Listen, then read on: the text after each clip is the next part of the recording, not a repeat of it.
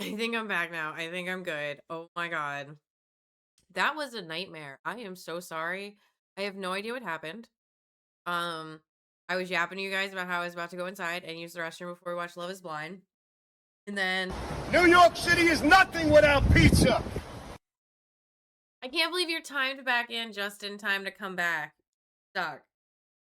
Anyway, it just everything froze. I could hear the music. What nothing was moving though. Blue screwed up, I see. Yeah, he screwed up and then he broke the stream in vengeance. Hi Tim. Oh man, it just everything froze. And then the next thing I know, I get the blue screen that says you have nothing connected. And then and then everything just kind of went dark. And I was like, what just happened? So while it was rebooting, I made myself some Curse of Blue. That's why we can't time him out anymore. He just immediately breaks the stream. And no, the stream. No.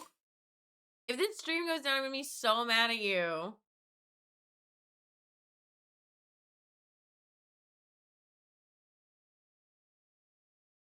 Well, okay, for those who don't know, Love is Blind Season 9 Denver is over, and from episode 1, we've been watching Bachelor fan takes videos on Love is Blind. It's fantastic. I love Love is Blind.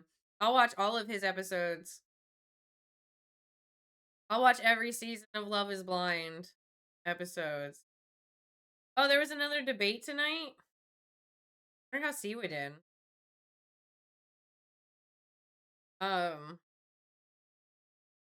But we're on the 3rd installment of Love is Blind, or maybe the 4th of season 9, where it's like the final episode after they meet the parents, after they meet the families, after they break up, all kinds of stuff. So that's where we're at with this.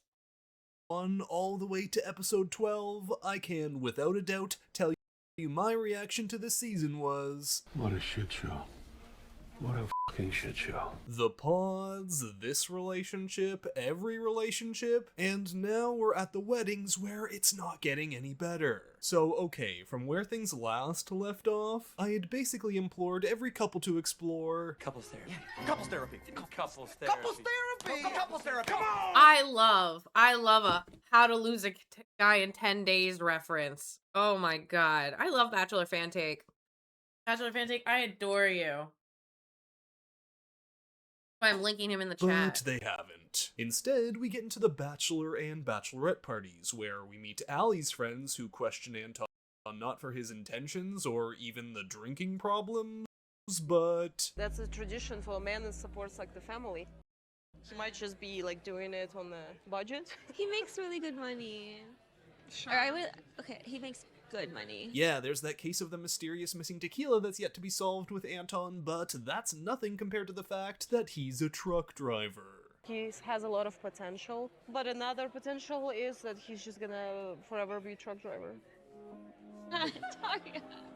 Any talk of if she's actually in love with him? No, just face. the truck He looks like she's trying to do an impersonation of a frog. driver stuff, the money stuff. I mean, yeah, this one friend of hers does sort of bring it up, but the money stuff's the priority. Oh, but then we cut over to Anton, and you know what he's saying? Is she high maintenance? Absolutely. Is she the best with money? No. Does she cook and clean?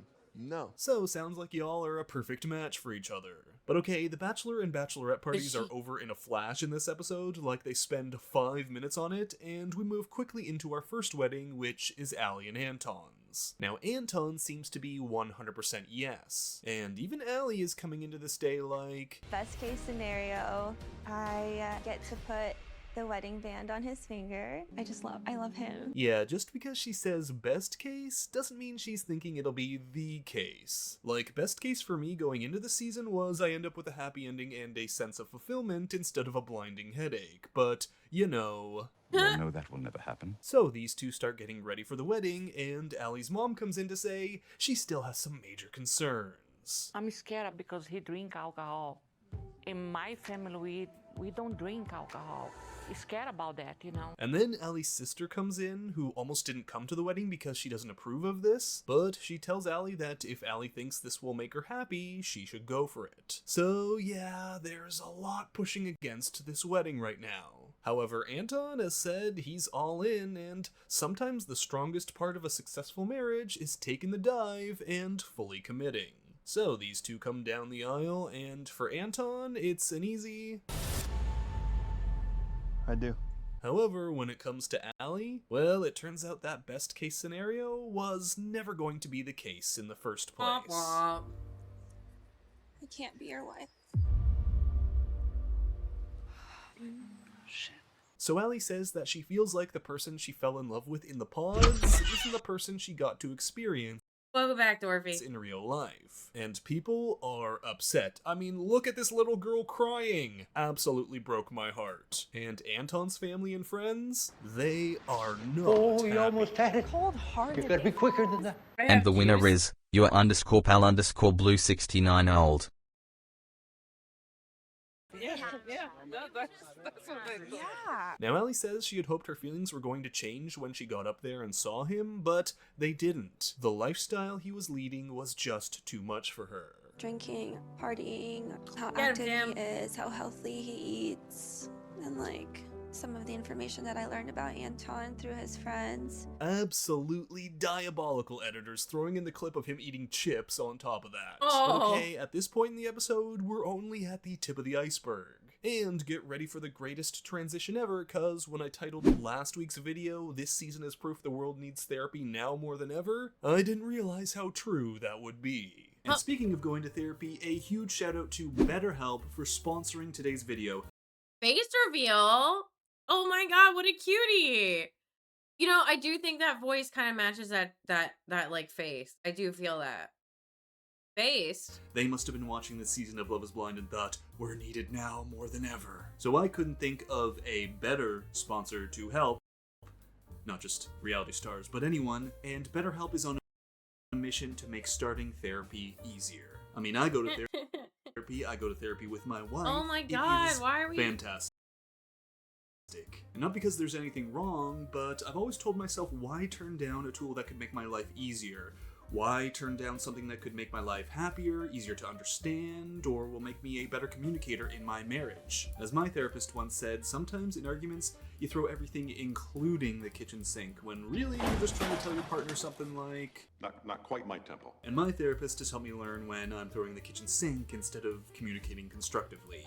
Plus, you know, if you've watched this channel for about any amount of time, you'll know how desperately needed it is. All I have to do is I don't know what's going on with the computer, gesture bro. broadly to any one of my videos as proof. So if you're Every time I click on the YouTube video, it says encoder overloaded, considering turning down the video settings. And then when I click over to OBS, the video starts glitching. I'm out. looking for more tools to add to the tool belt of your life, check out BetterHelp. They'll be able to connect you with a licensed therapist who is trained to listen and give you helpful, unbiased advice. Get your PC back? No, I have to wait for my Twitch payout in November to order the power thingy, power bank or whatever it's called, power source. And then we're gonna put that in and see if that's what's wrong with it and go from there. But it's looking like probably closer to like mid-November, end of November. So hopefully the laptop can hold up till then. If not, I don't know what I'm gonna do. A break for like a month. Just fill out a questionnaire and you'll match with a therapist that's right for you in as little as a couple of days. If they're not the right fit, easily switch therapists anytime at no extra cost. With over 7,000 reviews and a 4.3 rating on Trustpilot, BetterHelp is a platform you can trust. Click the link in the description and use the code FANTAKE for 10% off your first month to get you started. Now, let's get back to that mess. Like it's acting like there's something else running in the background, but as far as I'm aware, hold on, Control Alt Delete. Task Manager. Because like it's shooting up from like 300 kilobytes a second up to like 5,000 kilobytes a second.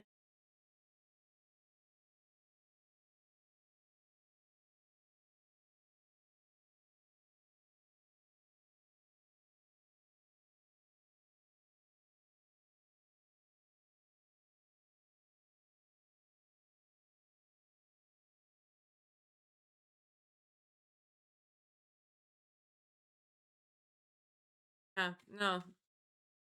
I don't know what's going on. Hope is it like laggy for you guys at all or like jumpy?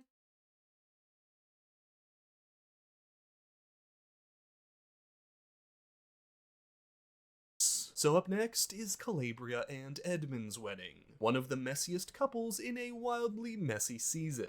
But here, Edmund, sort of like Anton, is saying he loves her. He's all in 100%. While KB also says she loves him, but it's more like... I love him. And you see behind her eyes what her real answer is going to be once she gets up there. Now, the show also spends some extended time here with Edmund and his 5th grade teacher, who's actually going to be walking him down the aisle. Because Edmund's mom isn't there, which he's really choked up about, stating she's got, quote, personal things going on. And this woman has always been there for him, giving him extra tutoring so his grades wouldn't suffer, and even feeding him dinner when he didn't have anything to eat. It's like the editors knew we needed some extra warmth thrown into this disaster of an ending to the season. So she walks Edmund down the aisle, and then in comes KB. And let me tell you, oof, all through this, again, Edmund goes on and on about how much he loves her, but every time you cut to Calabria, you can just see that she's struggling. And when Edmund says, I do. it's hardly a surprise. But it's even less of a surprise when it cuts to Calabria and she's looking like this. Well, less of a surprise to most of us, possibly a big surprise for Edmund.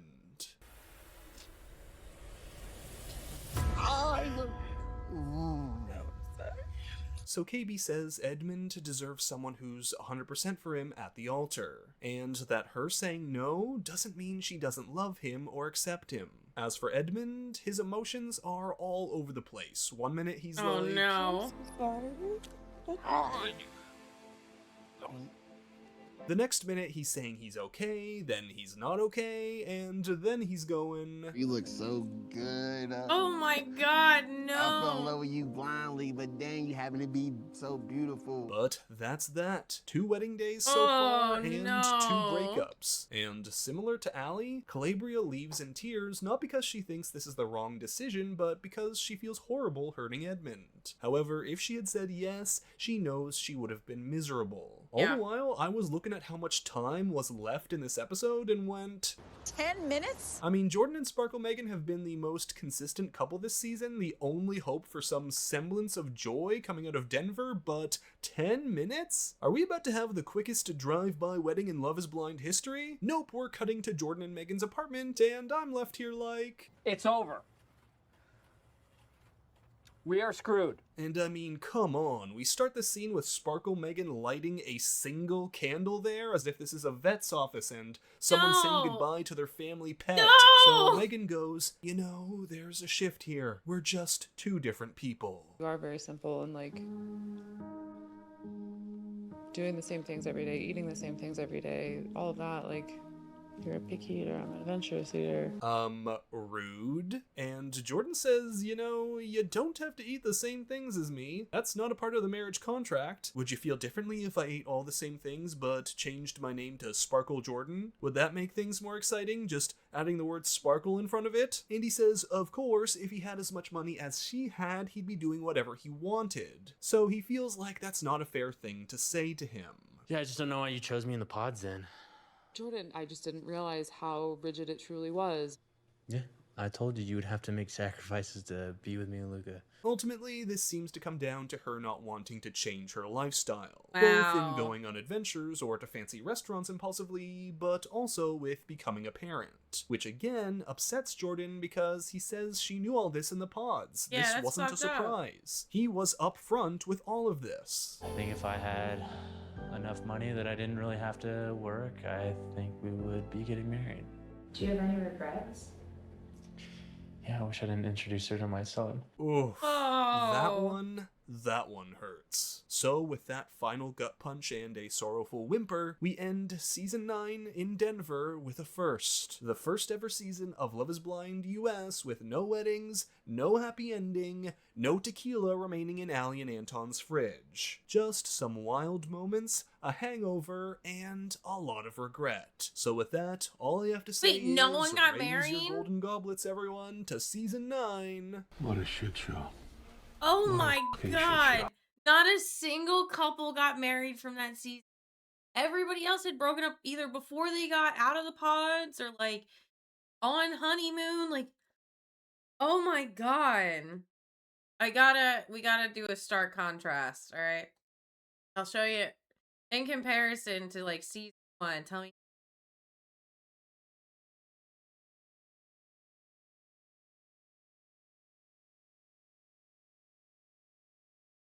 Yeah, he does like bachelor breakdowns and stuff. I love it. Oh, yes. Here we go. So, everything right now is obviously weird. For a lot of us, we're at home, inside, all the time. And while my usual content is being pushed aside with delays, Bachelor in Paradise is cancelled till 2021, why not embrace the isolation with a new series? Let's watch Love is Blind. Because what's better than staying in but watching other people stay in and fall in love? At least for the few first episodes. Then we get to watch them horrifically go to bars and be outside. So if you haven't watched Love is Blind episode 1, go do so. Or don't, I'm not your boss, but we're going to do Love is Blind breakdowns week to week. Why? Because what the heck else am I going to do? Videos on Listen to Your Heart? Yeah, I'll probably do that. But other than that, what is there? I love this so much. This is so 2021 or 2020 Learn coded. to quilt? I refuse. So, alright, time to do the thing. Last episode on Love is Blind. If we get married, then we have to make it work. We do. Cameron, Yes, I think I love you. I love you. Love is Blind, the new hit reality dating show straight out of Netflix, hit us earlier this year with some surprisingly fun content, especially for their freshman year as a show. The concept is this: throw two strangers into a cell, lower down a bunch of food level by level, and oh no, sorry, that's the platform. Throw two strangers into a pod, have them get to know each other, and see if they will commit to an engagement, all while never knowing what the other person looks like. The contestants get to date around, find who they want to be with, then decide whether or not the two want to get. Okay, I am so confused by their hallway because at the hallway there's like doors on either side.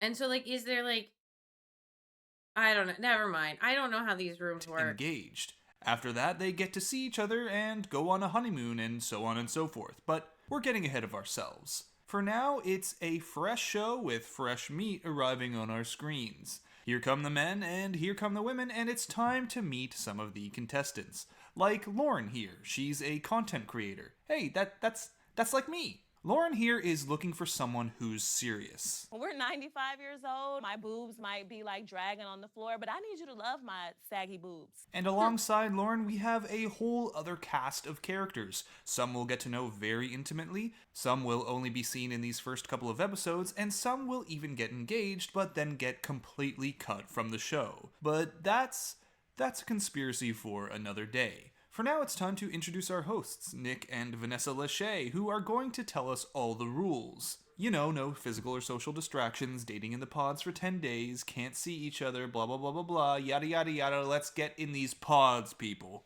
Yeah, So, see, guys get day on 1 one of the side, girls experiment get on and the other. 37 days until the wedding goes down. The gang all heads into their pods that look like this.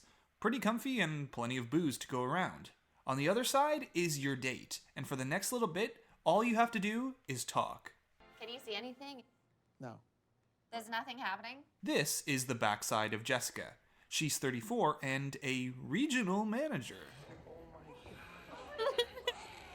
And she's interested in changing things up from the usual guys she dates, 'cause she's ready to start a family. Jessica, nice to meet you, Jessica. I'm Mark. Nice to meet you, Mark. And this Oh is man, Mark. I'm having so many memories. Mark is a fitness instructor and he's 24, a 10-year difference with Jessica. But this is not the time to worry about that. This is the time to get to know each other's personalities, like, are you funny, flirty, forward? Do you both happen to be from Chicago and are huge Bears fans? The Bears. The Bears. Next up is Lauren. Remember her? She's meeting with Cameron. Cameron's a science guy, so he's always down for a good experiment. The two chat about being extroverted introverts, and things are starting off pretty smooth. So when am I gonna see you again? Soon as possible. But while these first couple of pod dates have hit it off, not all are going well. If I had to guess, I'd say you're African American. Okay, though, you may be saying, whoa, this guy might just be making an observation. He might not care either way. Actually, no, I'm white. Are you?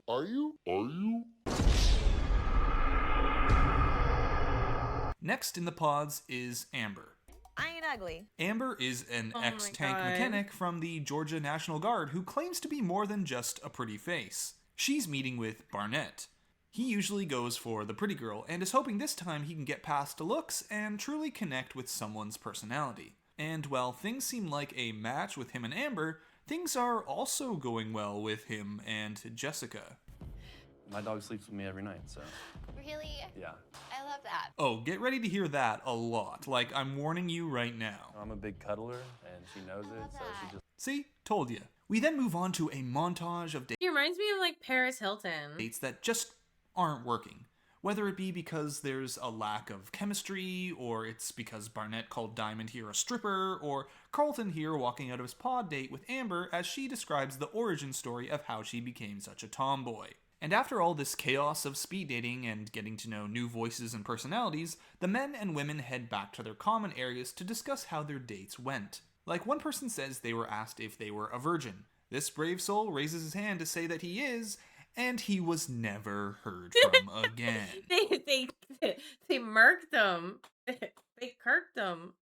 Seriously, we never see this guy again after this. And there's a whole other story he goes through that doesn't get seen. It's just cut from the show. But that's something perhaps for another video. So the first day of pod dating is over and a new day begins. Today we're starting off the pod dates with Carlton and Diamond. Diamond is a professional basketball dancer who's used to getting attention from guys just off of her looks. So she's interested in finding a man who connects with her emotionally before physically. And it looks like Carlton might be that guy. I love his shirt. We then check in with Jessica and Mark, who are continuing to build something while Barnett is vibing with someone new, LC. This is on top of his already established connections with Amber and Jessica. Because things move fast in the pods. Now this is pod racing. There's a huge cast of people all exploring different connections coming at us all in a very short period of time. But one couple seems to be laser focused on each other. I felt the strongest connection with you. Oh, I felt the strong connection with you too. The conversation then moves on to more serious topics. When was the last time you cried, and what was it about? For Cameron, it was about his mom's health, and the two both get emotional. Tears come out, and Lauren and Cameron start to realize that something extra is going on here. Lauren then comes back to the ladies, swooning, telling everyone about what just happened in the pod, and Jessica's like, I thought so too. and this has set the tone for the rest of the show. Now people are thirsting for that big emotional connection, a moment like the one that was shared between Lauren and Cameron. Mark opens up with Jessica about how religious he is, and that he has a cross tattoo with an open spot for his children's names to be written on it, to which Jessica naturally replies, I love that. and after opening up, Mark is just on cloud 9. But Jessica, while she is super into Mark, is also testing the waters with Barnett. And unlike Mark, Barnett isn't 10 years younger than her. He's more like 7 years younger than her. So there. Fast forward, and we're on day 4 of the. Bobby and I are 10 years apart. We're like, you and I'm December, so we're like 9 years and 6 months, or 10 years.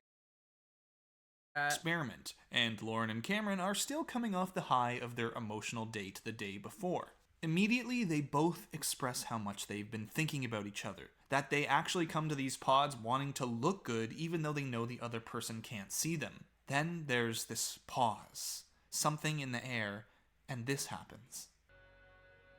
Cameron, Yes, I think I love you. I love you. Honestly, when I first watched this, I got really caught up. This show got me more invested in a That's so cute.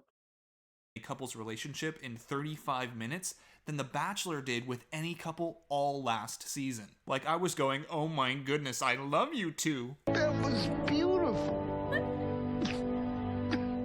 Lauren and Cameron then tear up and say, if we get married, this is it. We have to make it work. We do. But I trust you.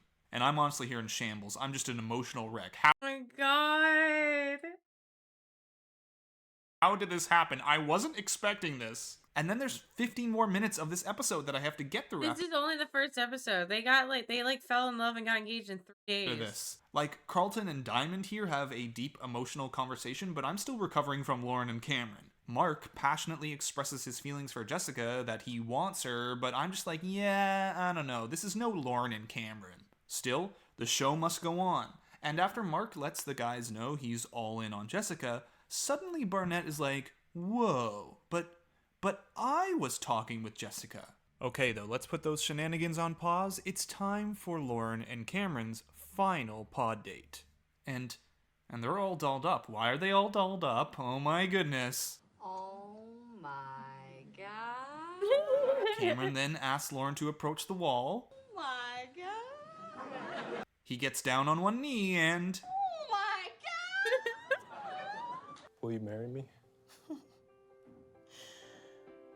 Oh my god, yes. And after that, I was just here like... So the two head back to see everyone else and all get a big group cheers and congrats before it's time for the two to finally see each other. But before the episode moves on to that, there's one more pod date to get to. Barnett has one last shot to tell Jessica how he's feeling. Jessica, I may be dating 2 other women right now, but I really don't like that you're making a connection with Mark. But Jessica says she knows about his connections with the other women, so what's the big deal, bro? If this place had nobody, no other guys and no other girls, I would propose to you tomorrow. Which is such a lame thing to say. If no one else was here, I'd totally get engaged to you. But that doesn't matter, because all Jessica hears is... I would propose to you tomorrow. And now, Jessica is all in. And she's ready to pull the plug on Mark. But Barnett's jumped the gun a bit. Okay though, the moment has now come. It's time for the reveal.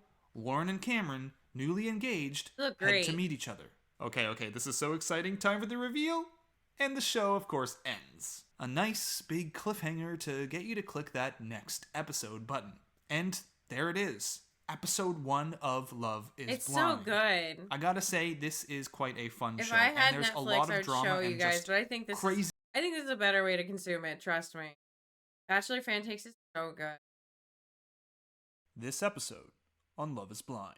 You told me last night that you were ready to propose to me. That's insane. You literally said that last night. I lied.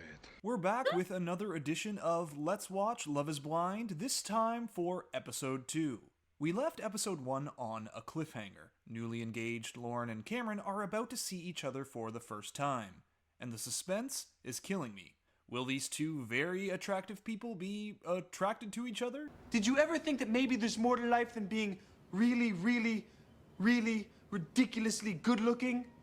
By the way, this is day 6. That's 6 days for them to get engaged. And what's actually sweet about this is that Cameron here isn't thinking, gosh, I hope she's good looking. He says he's hoping her expectations are being met when she sees him. Because you never know, one little thing could turn someone off. But no more time to wait. The doors open, and they see each other for the first time. Cameron! After a long hug and a moment to shake off the anxiety, Lauren and Cameron finally get to soak each other in, and it's beautiful. I can't believe how beautiful. Oh, you're so you literally look like a prince. Cameron then gets down on one knee to I was ask gonna Lauren, vomit. in It's so person cute. this time, if she'll still marry him. They embrace each other once again before it's time to part ways. And look, Cameron keeps turning back to see her. Like, this is Meet Joe Black. He won't stop turning around.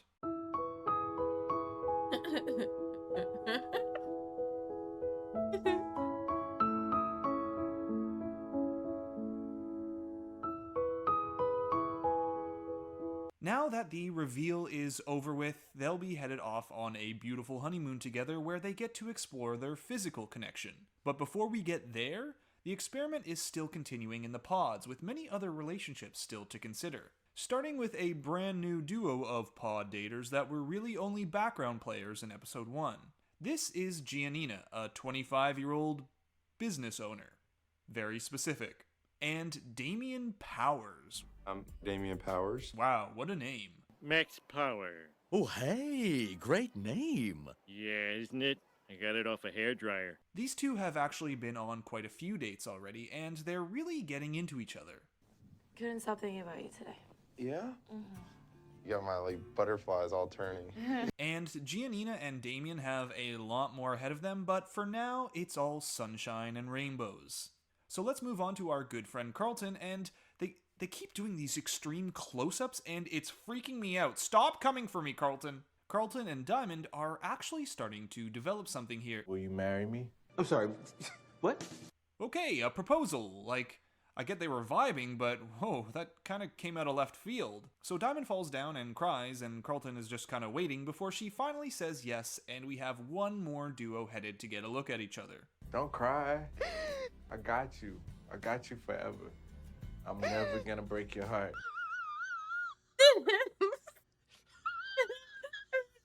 Sorry, I've seen the rest of the show, so this part was a little, moving on. After a long, and I mean long, emotional cry speech from Carlton, wow, he's really in this. What's going on? It's very touchy to decide when to reveal my sexuality. Okay, another one out of left field. Carlton says he's afraid to open up because of how people have responded in the past. What does that mean? We really don't know for sure yet, but that'll definitely be a honeymoon surprise.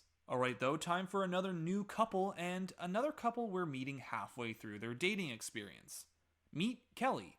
She's a health coach, and I'm almost surprised to see a job description I can actually understand. She's potting with Kenny. Ah, there's the nice vague job title I love. Sales. What does he sell? Who knows? Anything and everything. They bond over both loving the classic children's book I Love You Forever, and hey, in this place with how fast people are pairing up, you jump on any connection and hold tight. They then share a cry, and that's the ticket. Kenny can get emotional, and I was just like, okay, I love you. And this episode is going at lightning speed. The editors are like, come on, we gotta get to those honeymoons. Not to mention there's love The other triangle couple already drama left. to You guys have to go too. still untangle. Love square, actually, as Amber here details how she's all in on Barnett to Jessica and LC, who are also dating Barnett. These girls will be at my wedding. There's gonna be a wedding, and they will be there. I'm sorry, it's gonna happen. Spoiler alert, they won't be. But all this confidence from Amber isn't phasing LC. I don't know if Barnett will propose to anyone, but I feel like if he did, I think that it would be me. And there's a lot to be confident about. Not just because they have a flirty little chat here about engagement rings, but because Barnett says stuff like this. With Amber, she excites me, but she also scares the living hell out of me. But the real tea to be had is with Jessica, as Barnett told her last episode that if no other guy or girl was there, he'd propose to her. He said he would marry me. Oh, wow. And so Jessica is now visualizing Barnett as her husband. Now, Mark, she says, is great too, but it's not Mark she's been talking about for the last 20 minutes or so. So you tell me who she's really into. Mark, however, has no idea. He starts to catch on when Jessica walks in all mopey saying, I don't like this situation anymore. What are you talking about? Yeah, Mark, people are gonna get hurt and it sucks. Also, I think I've got to pursue things with Barnett. Naturally, Mark is like, what the f***? Because the last time they were together, Jessica seemed to be all in on him. Now, she's suddenly saying it's a big deal that he's 10 years younger than her, if only he were just 7 years younger like Barnett is. Still, Jessica doesn't want to let this go and wants to pursue both relationships. Mark doesn't like that, though. It feels like I'm an option. That's what it makes me feel like. Ding, ding, ding! What do we have for her, Johnny? Alright, though. It's day 7, just 1 week in, and it's time for Diamond and Carlton to finally meet. Here, Carlton opens up about being fluid. That's what he was mentioning when he talked about his sexuality. But will he tell Diamond when he sees her? So, reveal time. Look at you. I forgot like all these little details. I'm like, damn, this happened too? God, because you know, it's like 5 years ago. Look at you. And the two might be happy, but Carlton's still keeping quiet about his secret. He's still too afraid that it might mean she abandons him. And you know he'll have to open up about that eventually. Back in the pods, Barnett and Jessica have another date with important matters to discuss. I'm ready for him to ask me to marry him. So Jessica decides it's time to play Truth or Dare. Barnett says truth, to which Jessica says, "Do you still feel the same way you did last night?"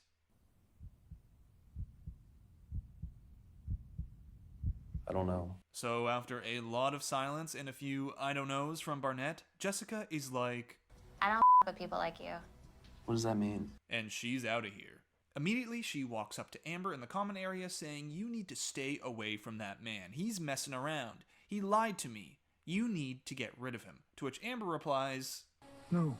No, I don't think I will. Seriously, Amber's like, "Tough noogie, sis. He's one step closer to being my man now." Naturally, Jessica then comes running back to Mark. Babe, I was so confused, you know? Jessica then starts calling Mark baby all the frickin' time and saying things like, "It's over with Barnett, I only wanted you." And Mark doesn't know what to do. Obviously he wants Jessica, but he doesn't necessarily want to be her second choice. And Jessica, 24 hours ago she thought she might be getting proposed to, and now she might have no one. Oh, and speaking of proposals, I want to ask you, Kelly Marie, will you marry me? I told you, this show moves lightning fast, especially in the pods. 30 minutes ago, we just met these two. Now, they're engaged. So, Kenny and Kelly move on to prepare for Yeah, that first couple really set the pace. their reveal, which, once again, just goes completely smoothly. I know what makes him who he is, and he's just so beautiful inside and out. Meanwhile, Damien and Giannina are getting closer and sharing their fears in life, and Barnett has narrowed his selection of podmates down to Elsie and Amber. And with moves like this, Elsie is my favorite initial. Okay. can you blame these women for falling madly in love with this guy? But Elsie doesn't care. She's finding her connection to Barnett so A strong. recruiter? A recruiter for what? Stronger than she thought would have happened before going on the show. And Amber's feeling the same things too. So strongly, in fact, that she opens up to him about a past partner that got her pregnant and told her to, quote, fix it and get over it. And Barnett's starting to realize that this is getting very serious, and he needs to figure himself out real fast. Back in the communal area, Damien is getting worked up, I bet you can guess why, and Rory here is talking him down. As guys, we're taught that we are supposed to be in control.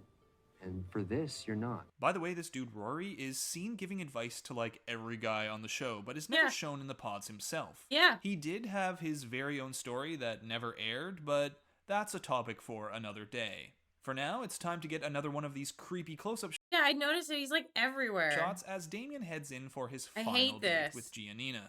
Now, Damien here has sent Giannina a box.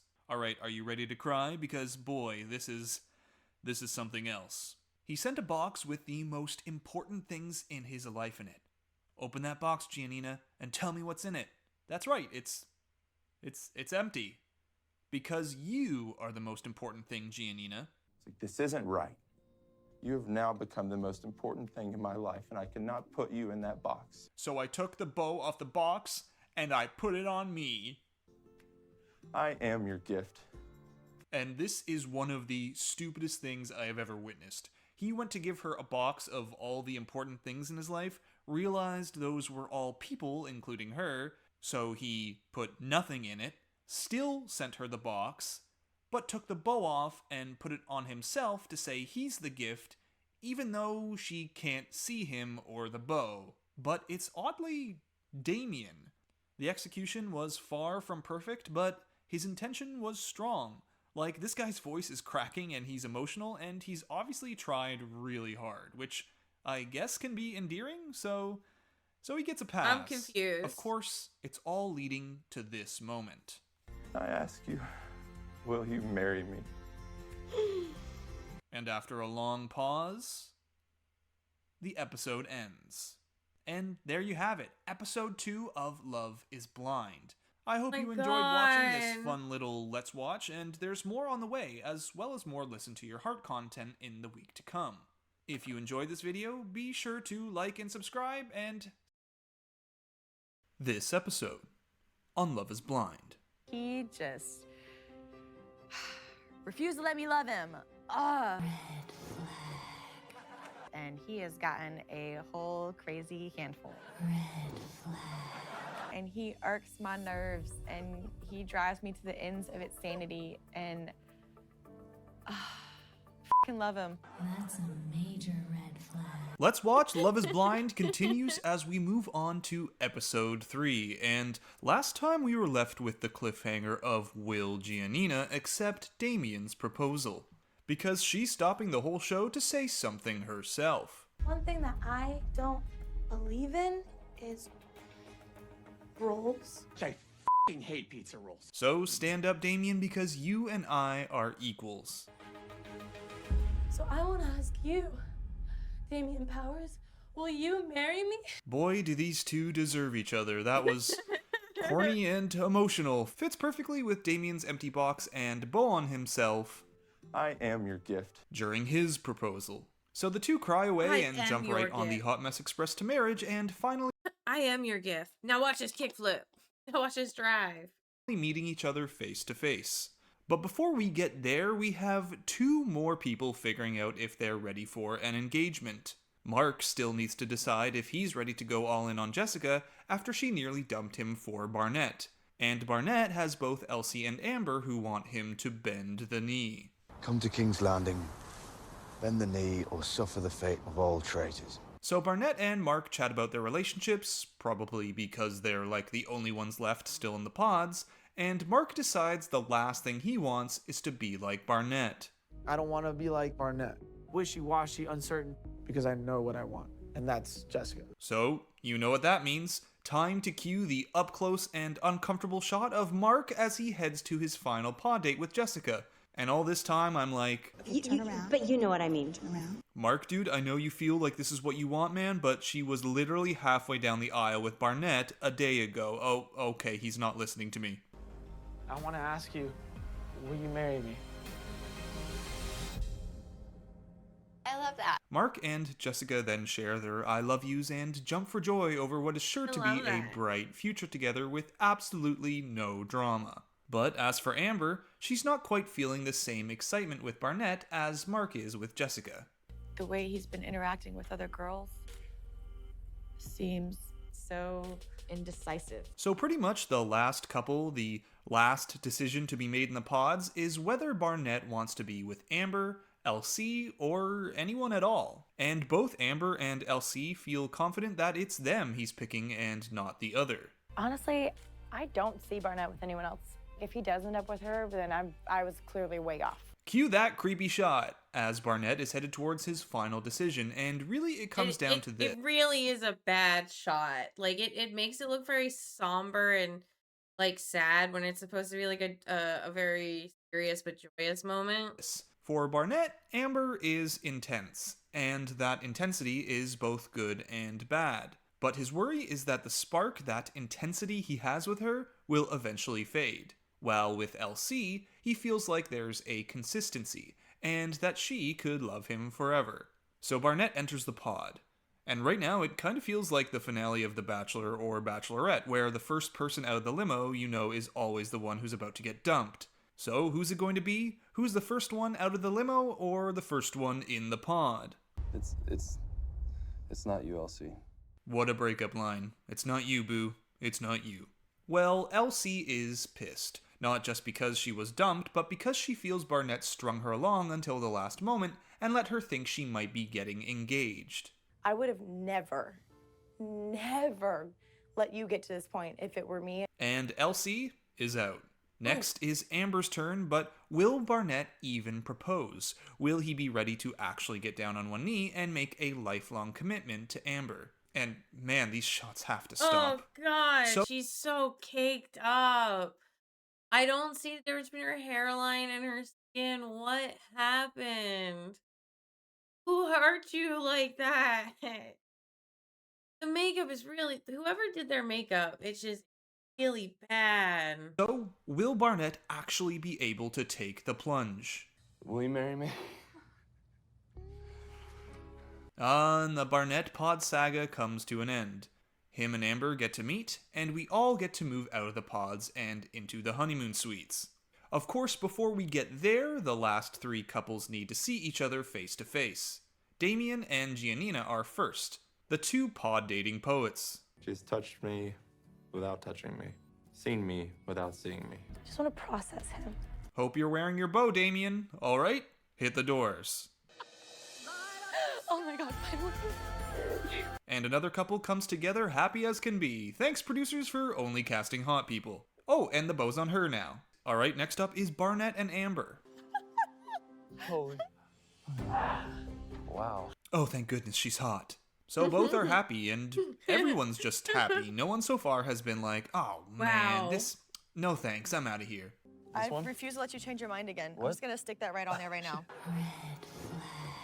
So Barnett and Amber are in a great mood, super happy, kissing some more, and kissing even more, before the producers tell them to scram because we have more show to get to, and he's running back. Last on the docket is Mark and Jessica. Will Mark still be madly in love when he sees Jessica?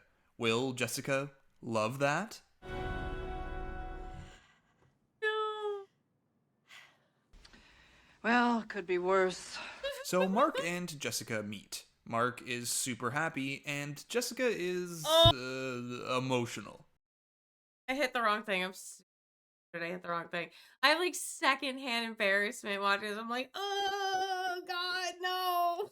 Now, she does say she's happy and all that, but honestly, the only way Jessica would have been truly ecstatic is if the doors opened up and this walked out. But attraction is always something that can be built. Love doesn't happen in a moment, so this honeymoon that's ahead of all these couples is going to be especially important for Mark and Jessica. And with all that, the couples are engaged. Oh, and don't worry about this photo, this is nothing. And besides, we don't have enough rooms at the honeymoon hotel, so it's Lauren and Cameron, Carlton and Diamond, Kelly and Kenny, Giannina and Damien, Barnett and Amber, and Jessica and Mark, who are headed to Cancun, Mexico to enjoy their honeymoon and start to explore the physical aspect of their relationship. And no one else. And at this point, it's just 4 weeks away until their wedding date. Alright, so let's have these couples arrive, enter their hotel rooms, and begin the first night of their honeymoon. Giannina and Damon are the first in their rooms, and they get to enjoy a romantic dinner out on their balcony. But Giannina's a little distracted. I'm just telling you, it's been 435 days. 435 days since what? Since my last dental checkup, what do you think, Damien? But Damien is ready to take things at whatever pace it needs to be. I will move at your pace. The sex is not important. Dude, her pace is like lightning fast. Are you even listening? And what about dessert? I am dessert. Oh man, Damien, stop. After Damien takes the hint and goes for a nap with Giannina, we move on to Kelly and Kenny, who are just laying on the love language. He's a really good kisser, so I think he has some talent elsewhere. Eggplant emoji. So these two have nothing bad to say about each other since leaving the pods and arriving in Mexico. Let's next check in on Lauren and Cameron. They're enjoying sitting by the bathtub and constantly rubbing each other. So they look good. What more do we need? These two are off to bed for what is sure to be nothing but quiet conversation while things are popping with Diamond and Carlton. Now the attraction seems to be there, but the only forking that's going to happen tonight is this. Hello, Mexican police. Come get this lady. Cause Diamond is expressing that all of a sudden, Carlton's got a different energy than he did in the pod. Is he nervous? Is he uncomfortable? You make daddy feel good. Okay, no thank you. Oh, and he even has it on his hat. Of course, Diamond's right on the money. Something is off with Carlton. He hasn't told her that he's fluid, which is probably something you should open up to your fiancé about. If you trust them enough to propose, you should probably share something as important as that. Next, we're checking up on Mark and Jessica. I love hearing the waves crash on the beach. That's my favorite thing in the whole world. Uh-oh, we're reaching new octaves here. Literally the best spicy margarita jalapeno margarita? Hi! Jessica is just super stoked to be on vacation. Sure. Love it. Love it, love it. That is such like a femme-coded voice thing. It's just like talk about something and then all of a sudden you get a little bit more higher and then you're like, oh my god. I do it all the time on stream. It's like another, it's just a thing. It's just girly things. I love it, love it. But she's also having trouble meshing the voice of Mark that she's heard for so long with who's here in front of her. I would say he's not the typical guy that I would go for.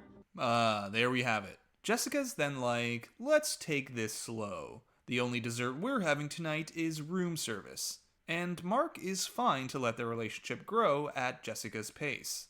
Last up in their suite is Amber and Barnett, who are already hitting the hot tub. And when Jessica comes out in her bathing suit, Barnett's like... She just straight up turned this man 5 years old.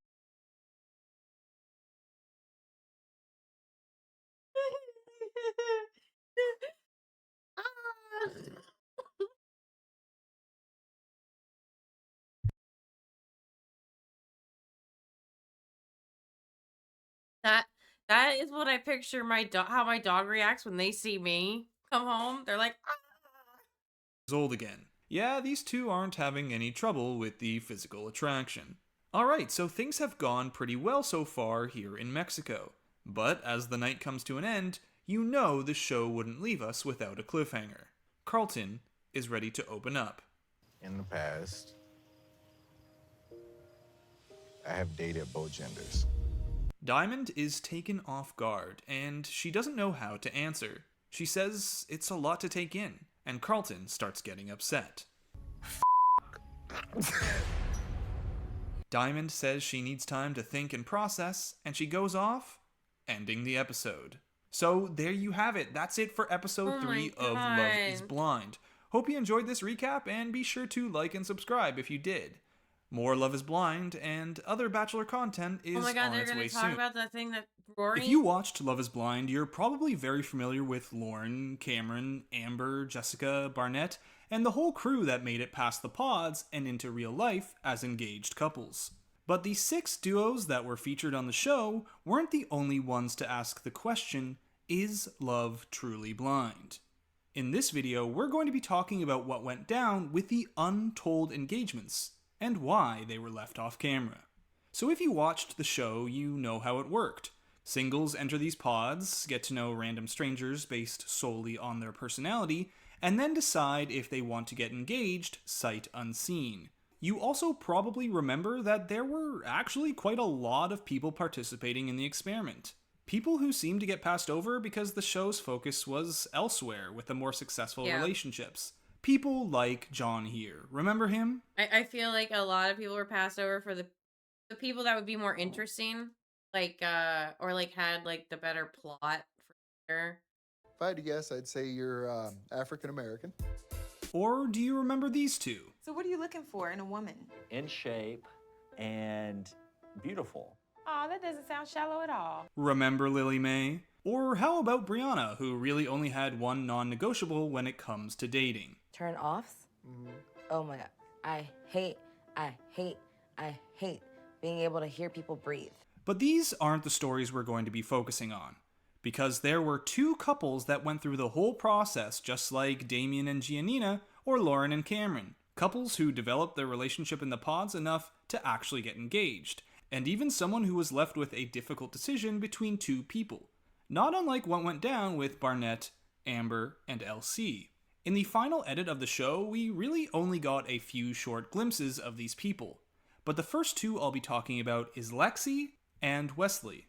So Lexi doesn't really make much of an appearance at all on the show, other than a few times in the background here and there. Pretty much this is her line of the show. This has made me so open, I feel like. Yep, that's about it, with 1 or 2 exceptions. But Wesley, you might Did her dirty. remember him as the one who mentions this. I'm short, and there are women out there that won't date guys that are shorter. Wesley. Turns out, these 2 were actually a pretty solid duo all the way through the pod dating process. Apparently, it took only 4 days for Lexi to decide that Wesley was it. Now, if you're unfamiliar, each Love is Blind pod member would date every single contestant of the opposite sex, all 15 of them. Then, after the first few dates, the producers would ask them who their favorites were, and from that list, dwindle it down to just 8 people, and the dates with them would get longer. So yeah, 4 days in, Lexi was pretty dead set on Wesley early, and it wasn't much different for Wesley. So, he decided to propose to Lexi on day 10, decorating the pod with flowers, cheese, and wine. I love that. But when the two went out for the reveal, something we get a few glimpses of in the previews, the producers told them they weren't going to be moving on to the honeymoon phase of the show. So, their journey ended right there. But they did decide to leave the show together. Aww. As for what happened next, well, Wesley did an interview with Cosmo where he talks more about it. No, Lexi and I are not still together. We split up a few months after the show, and I ended up moving to Asia for some time. Apparently, though, the two are still great friends and talk a lot. Which leaves our second mystery couple, and this story revolves around 3 people from the show. These people are Danielle, Matt, who gets a few moments of speaking time in the very early He looks like Blythe. He looks just like Blythe. stages of the show. When I heard about this experiment, I knew it was for me. It was the opposite of what modern dating has become. And a man who actually got quite a bit of screen time in the final edits, Rory. You might remember Rory as the guy often seen giving advice to the other men in the pod. Tell her what's going on, break down, be emotional, and give it everything you've got, because the pain of knowing you didn't give it all and you never know the answer is terrible, and you should avoid that at all costs. Now, apparently, Danielle seriously dated both Matt and Rory in the pods, but it was Rory who was the frontrunner all through the process. Eventually, Rory got down on one knee, and the two were engaged, while Matt left the show. According to an interview with Danielle, Matt said he wasn't quite ready for marriage, and he asked Danielle to leave with him unengaged, saying, "Matt told me he didn't feel comfortable getting married this soon and wanted to experience life with me first. He said that he wanted to go on trips with me and go through all the senses together. He wanted to actually hold my hand and tell me he loved me before we were forced into something." But Danielle told Matt that she still wanted to have her final date with Rory. And Rory, on the other hand, was ready for marriage. So the two got engaged, and we can even see footage from the previews of them seeing each other for the first time, with Danielle up front here and Rory viewable in the background. So Rory and Danielle left the show engaged and attempted to continue their romance off camera. But unfortunately, that didn't last too long, as Danielle still had unresolved feelings for Matt. And Danielle talks about the experience like this. After moving out of the pods, the two grew distant as she didn't see much of Rory because of work. Things felt like it moved too fast, so they split. Then Matt came back into her life. Now, Matt had apparently been contacting her this whole time. Quote, "Matt found my social media, he found my emails and started contacting me. Meanwhile, I'm still at the facility, but he sent me some emails and messages on Instagram. He liked some very special photos that were tied to conversations and memories that we had had together in the pods. Kind of like a little secret code. And while her and Rory split, Danielle and Matt came together. Unfortunately though, just like everything else, this didn't last very long either, as Matt wanted to have an open relationship and he was planning a trip to Paris with another woman. Nice. Now today, everything with the 3 is actually fine. They're all on good terms, apparently even doing yoga together. That's But fun. the one question remaining is, after all of this, the pod dating, getting engaged, why were these couples let go? Why were they denied their honeymoon getaway in Mexico that the other couples got? Simply put, the producers didn't expect the show to do so well. According to production, when the filming began, they were nervous no one would get engaged, hoping for maybe 1 or 2 couples to follow after the pod experiment was over. When 8 eventually got engaged, they realized they simply didn't have the space. And it wasn't a matter of not booking enough hotel rooms in Mexico, they didn't think they could fit that many storylines into a season. So, 2 couples got the boot, and it was Lexi and Wesley, and Rory and Danielle. The untold engagements of Love is Blind. So that's it for this video on Love is Blind, the You know, I think Bachelor Fan Takes kind of reminds me of Epic Nate. Like, just a little bit. I know it's not him, but it kind of reminds me of. This episode on Love is Blind. Ladies, we want you to meet the His audio is getting better and better every time. gentleman that you did not propose to. Oh my God. I didn't expect to see Barnett. He physically looked exactly like what I thought. I've made a huge mistake. I've made a huge mistake. I've made a huge mistake. I've made a huge mistake. I've made a huge mistake. I made a huge tiny mistake. I've never admitted to a mistake. The Love is Blind crew are now free from the pods and ready to explore their physical connection here on their pre-marriage honeymoons in Mexico. But with only 27 days until the wedding, there's no time to waste. We left last week with Carlton and Diamond's blowout as Carlton revealed to her he's had relationships with both men and women, so naturally this episode starts with Kenny and Kelly. The physical attraction is definitely there between Kenny and I. I mean, it's on par with the emotional connection. And that will never change. Ever. Bum, bum, bum. But nothing went down last night. These two are in cuddle-only mode for now. As for Amber and Barnett... The bathtub was alright. Probably spent more time in the shower than we did the bathtub. Isn't it appropriate to put it in a prenup that you want sex every day? Yeah, they're in a different kind of mode. Next, let's check on Damien and Giannina and see if their night was more like Amber and Barnett's, or are they going at a Kenny and Kelly speed? Our first night in Mexico, I tore his clothes off. I guess that answers that question. What about the unbreakable duo of Lauren and Cameron? I'm a gentleman. I'm not going to talk about whether Lauren and I had sex. Cameron and I stayed up pretty late. All right, then. Keep your secrets. As for Jessica and Mark, word is they had a very loving night last night. Footage Our not last found. couple to check in on is Diamond and Carlton. And considering Diamond is waking up alone, it doesn't look like they've talked since their poolside blowout. And everything that happened poolside was a difficult series of events for both Diamond and Carlton to sift through, because So, I had heavy cream inside, so I used 4 cups of that, and it became like the thickest paste I've ever had. But it's so creamy, buttery, and I'm like, damn, what a good mistake! What an excellent mistake! This is delicious.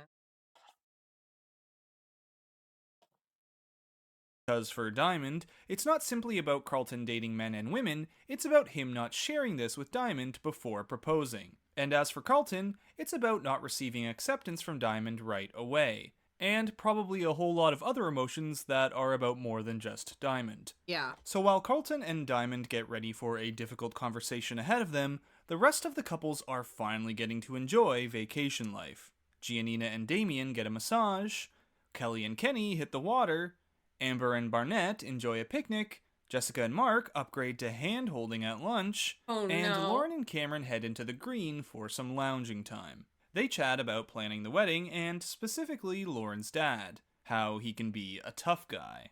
Well, you already know that you're like the first white guy I've dated. He's gonna grill you. But all of this stuff can be easily worked through. What really needs attention right now is Diamond and Carlton. They're finally meeting together after spending the night apart, and they're going to address what went down now that they've had some time to think and process. I personally feel that you left out who you really are. This is Diamond's #1 complaint, that Carlton wasn't honest with her from the get-go. And as a result, she's having a hard time knowing how much to trust him and everything he's said so far. I wanted you to get to know me for me. Yeah. This is Carlton's argument, that he wanted her to get to know him and fall in love with him regardless of what gender he's dated in the past.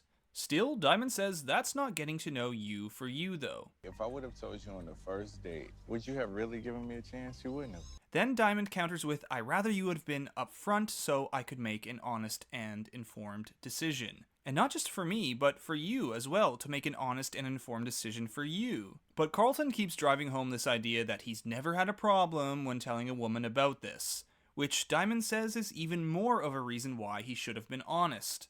Carlton, though, sees this as Diamond showing her true colors, which she takes offense to. I don't have to sit here and talk to you about this. If you don't want to, you don't have But to. I want to, because I wouldn't be here if I wouldn't, okay? So don't try to play the victim here. And as the fight escalates, Diamond takes off her ring, which Carlton has no care for. I don't give a about a ring.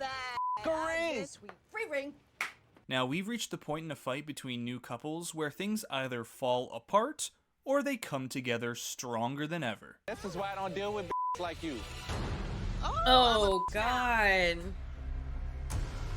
This is one of those falling apart ones. I don't deal with women like you. You. And with a splash of a drink in Carlton's face, we are now down to 5 couples. Yep, these 2 are done and they ain't coming back. Watch my ass to the next Now, watch your wig, because it keeps sliding. Damn, son! Don't say son. Iconic. And everything comes to an end as Diamond cries in the lobby and Carlton goes for a swim. And then that's it. The 2 leave the resort alone. Oof. End of their experiment. And the moral of the story here isn't is love blind, but that sometimes love can be messy. Alright though, this night is not over as all the remaining pod-engaged couples head to the beach where they get to meet each other for the first time. And while each of the men have met the other men, and each of the women have met the other women, now they'll be meeting the pod daters that they didn't get engaged to. Which really I don't see as being a problem. Oh right, I forgot about Jessica and Barnett. Oh my God. I didn't expect to see Barnett. He physically looked exactly like what I thought. So the party gets started and everyone gets to finally no. match the face to the voice. And for the most part, everyone recognizes the beauty of, well, everyone. Gigi should model, for sure. I wasn't surprised in the least bit. And it's just funny the lines you draw to the voices. But also, for the most part, people agree that once meeting everyone else, they made the right decision in not picking them. Amber is a beautiful woman, but she is, a lot. So they all then split off into guys and gals and start talking about their experience since arriving in Mexico. Naturally, the guys quickly get into the topic of who slept together. Yep. No comment. Don't worry, Mark, Kenny's also a no comment. Alright, but what are the women talking about? Did everybody get down and dirty last night? So it seems like everyone's got one thing on their mind. I cannot keep my hands off of this man, you guys. No, like, what? yeah. I swear to So God. I take it. Don't think about Barnett's. Don't think about it, Jessica. No. Oh no, you're thinking about it, aren't you? I love that. And Jessica is getting more and more worried as the other women around her are gushing about how awesome the first few days have been for them. And she's just sipping her wine here like... Hanging out with all the other girls, I caught myself being a little worried that I might not be as excited as they were. She tells the other ladies that she's still working on connecting that voice and that person from the pods with the actual person in front of her. And Kelly reassures her, hey, Kenny and I haven't done it either. You're not the only one. We're taking it slow and working up to that. I can say this. Hey, I don't kiss and tell. I did not and could not go for a run this morning. That's all I'm gonna say. Why the you lying? Why you always lying? And as the party goes on, Jessica is still dwelling on the past. And Barnett. How What's are up? you? I'm great. Oh How my are you? God, she squeezed his arm. Oh my God, she went in there for the bicep. She was like, let me feel them guns. Oh, so cringy, I know. It's like secondhand embarrassment. I kind of love it. Don't kink shame me. Best buddy. Oh yeah, we're best friends. Classic high school crush move. Call them your best friend and they'll never suspect a thing. And as the two talk, Mark walks over and pulls the, hey babe, just checking Look at that face on Barnett. He's like, he looks like the guy from The Office. Jim, what's his name? Jim? Or he's just like, in and putting my arm around you to show that you're with me. But Amber's not worried. The odds of Jessica putting up any kind of a fight with me are so low, it's sad. Oh, but you better watch your back, girl. Someone might be after your man, and that's no laughing matter. So that's it for the episode and for this Oh my recap, and let's watch of Love is Blind, episode 4. I hope you enjoyed it, and if you did, be sure to give it a like. God, And it's so trashy. I this love episode it. on Love is Blind. When he kisses me, it doesn't feel right. I don't feel it. And I think that's because I'm not with the right person. Gabe, I'm not attracted to you. I cringe when you talk. I have to be honest. Right, Right, Pam? Welcome back to another edition of Let's Watch Love is Blind, this time for episode 5, where the couples are returning to their hotel rooms after finally getting to see who else got engaged back in the pods in the episode before. And Jessica here has been feeling off all season long, ever since she first laid eyes on her fiancé Mark. But after finally seeing Barnett, well, things have just gotten worse. My first impression of Barnett, he's very deeply troubled. He's very mixed up. He's confused. I see it all over his face. Yeah, this is the face of a man who's really regretting his decision to propose to Amber. I mean, he's got the same look of childlike excitement. Every time I see it, I'm like, damn. That's a man whose brain went on autopilot for real. A 5-year-old gets when you walk in with a pizza.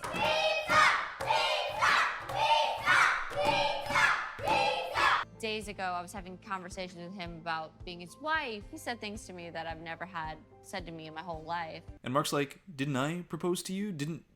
Am I a joke to you? I care about him deeply. I would be lying if I was to say I didn't. Just close your ears, Mark. Just close them. It'll all be over soon. Seeing him, hearing his voice, it hurt a little bit. We are less than 1 minute into this episode. This is at the 55-second mark.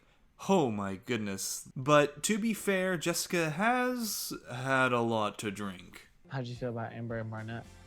I think Emma and Barnett, it's interesting because we're in this whole thing, right? Right. And yeah, we're entering the phase of the show where the wine and beer really starts to flow. So start getting used to that now. Yeah, it was So hard. Jessica continues her tipsy rant all about how Amber wouldn't stop talking about how much her and Barnett are doing it. And we're not gonna be doing it because we're gonna make it special, not like them. And this whole attitude is really concerning Mark. It's almost as though it's a command. Come off like a command? What the are you talking about? What are you talking about? No, I wasn't. Okay, someone get this woman a bit of greasy food and a good night's sleep, so we can move on from this and to a new day in Mexico. Out on the ocean, Amber and Barnett are enjoying a sailing excursion, and boy, you're right, Jessica. This is the face of a guy who seems deeply troubled and confused. The two lay down to He reminds me of a golden retriever. He's just so happy to be like alive and existing and doing these things. It's so cute. talk about the wedding, family, and of course meeting everyone else the night before. Didn't have any second thoughts last night after meeting Jessica. Yeah, I'm not buying this edit. Considering the fact that Barnett actually has a brain, there's no way he wouldn't respond to that question, especially as someone who's engaged to Amber. This is just editing for sure, to make it seem like maybe there's a possibility Barnett is thinking about Jessica. Now, while Amber and Barnett have hit the water, Lauren and Cameron take to the air. So happy to be here with you. I wouldn't want to be here with anyone else. These two are as strong as ever. Down on the ground, Mark and Jessica have emerged from their hotel room and are headed out for some horseback riding. I love it. Glad to see that she's back in a good mood. Wait, say more. I love this. They'll be enjoying a jungle picnic and a those toast drinks to a look beautiful great. day ahead. Oh, Love it. I thought the rim was like rimmed with like some kind of powder. I didn't realize it's just the design of the glass. And Jessica is actually starting to warm up to Mark a bit. So maybe there's a glimmer of hope after all. Meanwhile, Damien and Giannina are suntanning on a boat. Being out on the water, something here with you is just an escape. What do you need to escape from? Work and drama. Yes, an escape from work and drama, but the moment Giannina hears the word drama, her ears perk up. She wants to know, What's the what tea? drama is there? But Damien Give her the tea, sis. says he's just being in the moment and enjoying being away from responsibility. Giannina, though, really thinks he's hiding something. I feel like you're just evading the question. Back in the pod, we were really open to being vulnerable. And we've suddenly jumped from, what are you thinking about, to, You hiding something from me? If he doesn't want to talk about it, then I'm done. moving away from the ever-dramatic and never-constant Giannina and Damien, we're next checking up on the ever-constant and never-dramatic Kelly and Kenny. And as you might guess, they're planning... I remember calling them the boring couple because like you barely saw them and they were so boring every time you saw them. their life together, what it's going to be like when they get back home, especially considering they both have demanding jobs. As of right now, as if there was no tomorrow, my life could not be any better. And Kenny and Kelly aren't the only ones feeling like they're on cloud 9 right now, as Lauren and Cameron enjoy some pool time and express how incredible this journey has been for them so far. I've never had a man so just willing to show me how much he loves me. These two have also been talking about what life's going to be like when they get back to reality. But for Lauren and Cameron, there's more to it than just how demanding their jobs are. Like the realities of being in an interracial relationship. It shouldn't matter, but yet it can still be complicated. But these two are ready for whatever comes their way, and they're doing just fine.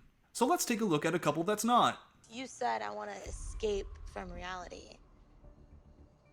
There's a reason why you said that. Okay, so from a dude's perspective, and I understand this is just half the story and we haven't seen the rest of this play out yet, but there's no reason why he said that. There's not necessarily some hidden complicated meaning. He was just saying, I'm happy to be on vacation and be away from the daily grind. With guys, sometimes you might be looking at them and expecting their minds to be like this.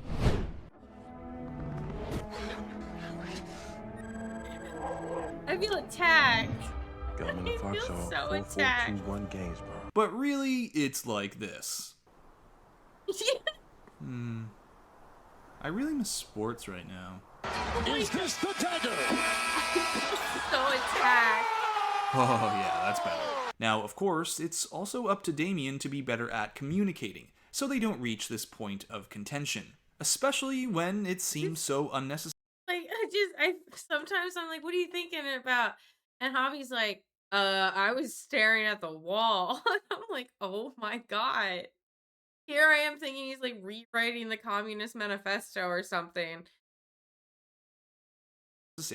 But that should be something they learn how to do together, if they are committed to a successful relationship, that is. I didn't process that there's a reason that, she is asking these questions. Not just because she's digging or she's trying to upset me, it's because she cares. See? They're working through it. And they both never fought again. I can't, don't let me run. Meanwhile, Kenny and Kelly, Amber and Barnett, and Jessica and Mark have hit the bar as a throuple. And if things weren't awkward for Jessica before, they sure will be now. The producers are like, yes, we have to get this going as much as possible. All the drama, all the alcohol. What's in my pocket? Oh, that's you. You're excited to see me. Oh, don't worry, it only gets worse. Prepare yourself to cringe. I just got too excited. Ew. And for the first time ever, I completely agree with you, Jessica. Naturally, Jessica and Kelly pull away from all the excitement going on over there to chat. And Kelly tells Jessica how eye to eye her and Kenny have been since day one, and how open they've been with each other. Which for Jessica brings back all the doubt into her mind that the horseback riding date had started to take away. It's hard to not compare my feelings for Mark and where we're at with everyone else. And Kelly's going to get to the bottom of this. So she asks Jessica, who are you more attracted to, Mark or Barnett? Maybe I would say Barnett because he's just more my typical type. Right. I mean, that's not horrible, right? All the time people fall in love with someone who, up to that point, hasn't been their usual type. There's Not me. something sexy about somebody who just owns who they are. Ginger. Beard or no beard. Glasses. Slightly taller. Like, always older. That's my type. It's terrible. I didn't realize it till like I was like three gingers deep. Three gingers deep sounds like a porn name.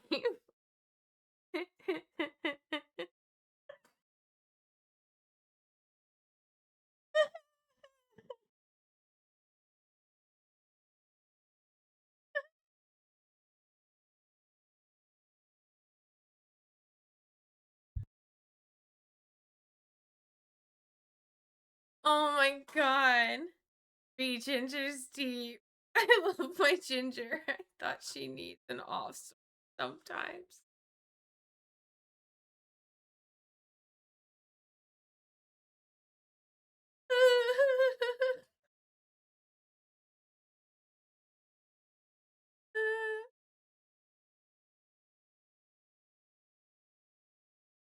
Oh my god.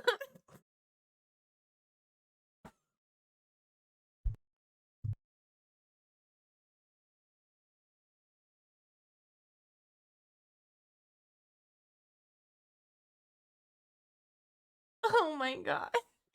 Stop laughing at it. Uh-huh. Alright, I think I'm good. Oh my god. Okay, now she's getting a little too in depth. The guy doesn't know what he wants, you know? Yeah. So for me, seeing him, like, clearly he's an attractive guy. And Kelly's like, I just asked you one question, that's it. I really don't know what is throwing her off. You don't, Kelly? You don't? Really? After 5 minutes of her talking about Barnett, you don't know? Right. So, it's another new day on vacation, and how was everyone's night? Mark, what happened with you two last night? Jessica was telling me about. She doesn't know if she can get there with me, physically. Oh boy. So once again, we're back here with Jessica and Mark, not able to form a physical connection because Jessica isn't feeling it. And from here, things are only going to get more strenuous for them, as this is the last day in Mexico before all the couples are headed back home to find out what it's like to live day-to-day life together. So everyone's hitting the pool together one last time on their final day to chat about how things have been going for each of them so far. Damien talks with Kelly, Amber with Mark, Jessica with, oh no. If Barnett and I continued our relationship outside of the pod, you would see a totally different Barnett, an introspective Barnett, a sophisticated. Wait, what are you saying? If he dated you instead of Amber, he'd be more sophisticated? That he's worse off with the woman who makes Oh him my God, happy, what? which he literally told you 2 seconds ago? I feel like you did too. I mean, I'm happy. Yeah, that's a big yikes, not a good look. So Mark says it's time to sit down and talk about us. And if Jessica puts as much effort into this conversation as she put into her outfit for the dinner, these two are doomed. I mean, she wore her best plain gray tee and even put her hair up into a messy bun for this evening. And they're out at an actual restaurant. Look at all the tables in the background. This isn't like a dinner in getting room service or something. Anyways, Mark says he needs her to put in some effort here. He's been listening, he reads her loud and clear, she's not there with him, and she might not ever get there, but what they had in the pods wasn't fake, so he needs her to put in some actual effort and see where this goes. I want to remain open to you because I really, really care about you so much. And so, we end the episode on Jessica and Mark holding hands, determined to give this thing a go back home where there won't be any Barnett to distract them. Sorry, what's that? They're all going to be going home and living in the same building as the other couples? Yeah, so because it was COVID, they all had to live in like the same apartment complex, and that didn't go away until I think like 2, maybe. I don't know. I need a refresher on that. But when this one's done, I think I'm gonna stop for the night because I gotta go in. Oh, So that's it for this recap, and let's watch of Love is Blind episode. Yeah, it's like around my usual stopping time. Anyway, I will be back tomorrow. Don't forget to vote in the Discord polls. Tuesdays we're watching Band of Brothers. Last night we watched episode 3. I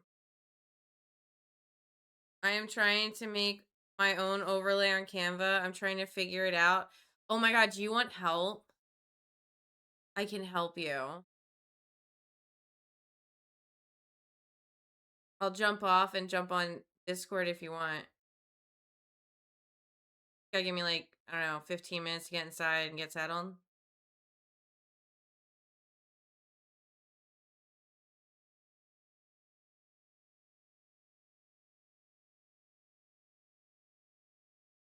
Let me see what I can do first, but I may ping you for this weekend. Thank you. Yeah, no problem. Yeah, anything you need, just let me know, Tim. All right, everybody. I'll see you later. Bye.